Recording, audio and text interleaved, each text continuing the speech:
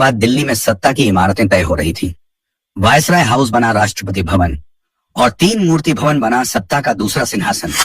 3 मूर्ति भवन, जहां सत्ता नहीं बल्कि इतिहास सांस लेता था। जवाहरलाल नेहरू ने इस भवन को अपना निवास बनाया।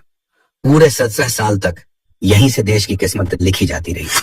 फिर एक दिन नेहरू चले गए और कुर्सी पर बैठे लाल बहादुर शास्त्री, सादे, ईमानदार, बिना तामझाम के नेता।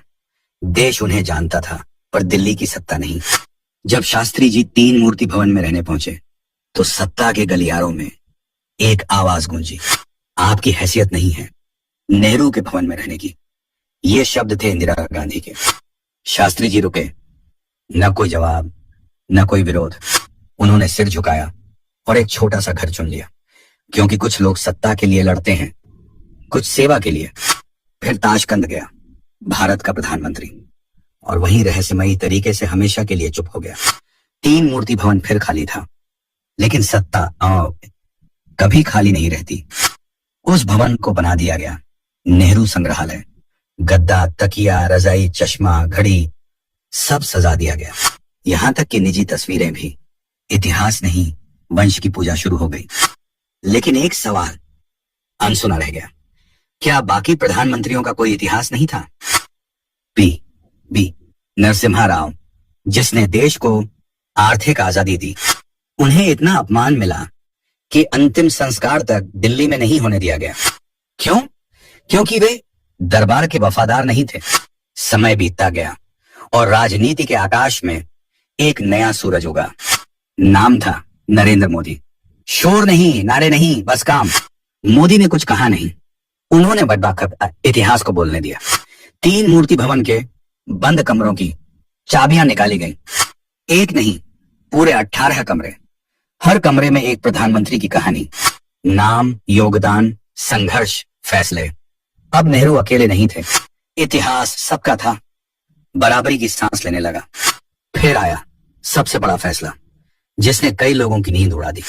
जवाहरलाल नेहरू संग्रहालय अब कहलाएगा प्रधानमंत्री संग्रहालय। न नाम मिटाया गया, न किसी को छोटा किया गया, बस इतिहास को बराबरी दी गई, जो दशकों से रोका गया था। 14 अप्रैल, अंबेडकर जयंती के दिन उद्घाटन। एक संदेश बिल्कुल साफ था, देश किसी एक परिवार का नहीं।